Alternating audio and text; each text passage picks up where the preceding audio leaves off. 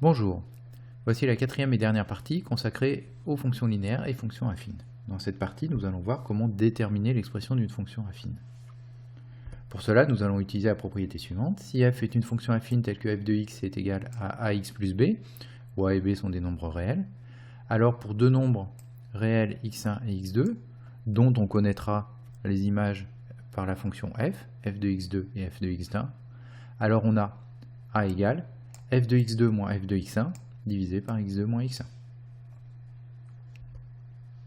Graphiquement, cette propriété se traduit de la manière suivante.